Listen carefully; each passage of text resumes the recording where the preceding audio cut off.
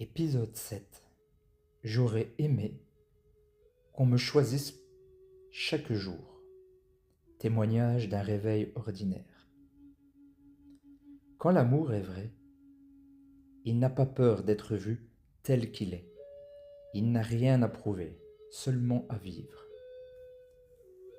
J'ai aimé entièrement, profondément, sans condition, mais je n'ai pas été accueilli de la même manière. J'ai été aimé, peut-être, mais à distance. Jamais dans l'engagement réel, jamais dans la construction. Chacun sa maison, chacun sa vie, chacun ses responsabilités. Et toujours cette impression que je devais me contenter de miettes, de ce qu'on voulait bien me donner, comme si je n'étais pas digne d'avoir ma place entière dans la relation. Elle ne voulait pas vraiment de lien avec ma fille. Pas frontalement, non. Il y avait parfois des gestes, des mots, des tentatives, mais tout sonnait faux. Comme si elle faisait ce qu'il fallait pour bien paraître, pour ne pas blesser, pour faire le minimum. Mais moi, je ressentais que ce n'était pas naturel, que ce n'était pas un élan du cœur, mais un devoir déguisé. Et ça, ma fille le sentait aussi. On ne peut pas tricher avec l'authenticité d'un lien. Je ne demandais pas de l'aimer comme une mère. Je demandais juste qu'elle soit vraie. Et c'est ce qui me manquait. Avec ses amis aussi, je ne trouvais pas ma place. Jamais vraiment inclus, jamais assumé. Elle me gardait à distance, comme si elle avait peur que je prenne trop de place. Comme si ce que je suis pouvait lui faire de l'ombre. Et puis, il y avait cette phrase. Tu fais fuir les gens, comme un couperet. Comme si ma manière d'être, de ressentir, de m'exprimer était un problème. Elle m'avait dit que les gens autour d'elle attendaient des excuses de ma part.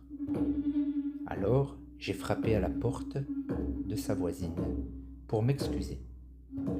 Non pas parce que je doutais de moi, mais parce que je voulais aller au bout de cette histoire, avec conscience. Je savais très bien que je n'avais pas été irrespectueux, et cette voisine me l'a confirmé avec étonnement. Elle m'a dit « Mais non, moi je vous trouve très bien comme vous êtes. » Ce geste n'était pas une soumission. C'était une manière d'agir en pleine conscience, d'aller vérifier par moi-même ce qui était vrai ou non. Je n'avais jamais perdu confiance en moi, mais j'avais voulu traverser ce moment pour confirmer ce que je pressentais déjà. Je ne veux plus d'un amour qui fuit, qui compartimente, qui refuse les responsabilités sous couvert d'indépendance. Un amour qui dit « ta fille, c'est pas mon rôle ». Un amour qui choisit toujours l'échappatoire au lieu du lien. Je veux un amour qui me choisit, qui choisit aussi ma réalité, ma fille, mes émotions, ma lumière. Je veux un amour qui inclut, qui construit, qui ne recule pas face à l'intensité, qui ne cherche pas à me réduire pour exister.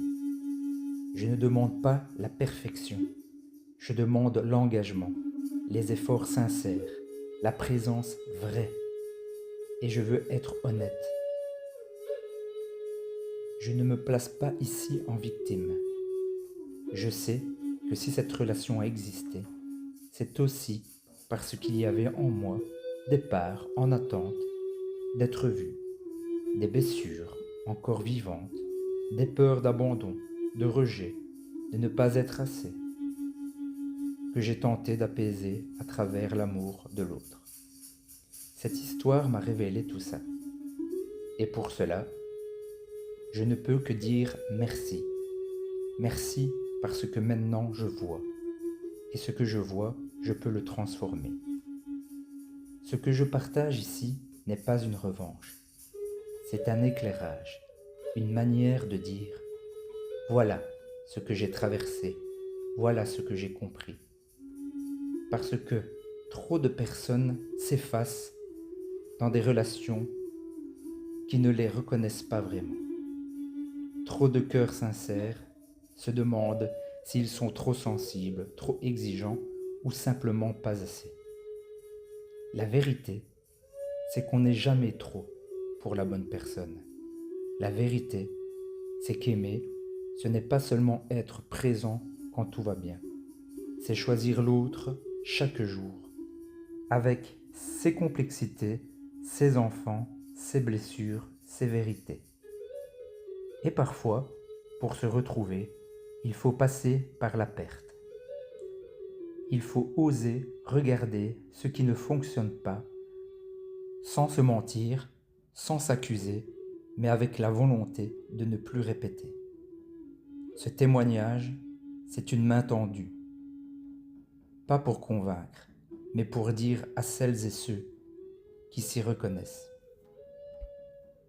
Tu n'es pas seul, tu n'es pas brisé, tu n'es pas trop. Tu as juste besoin d'un espace où l'on t'aime sans t'éteindre, où l'on construit à deux, pas à moitié, et où l'on apprend ensemble à aimer mieux. Voilà tout. Merci pour l'écoute.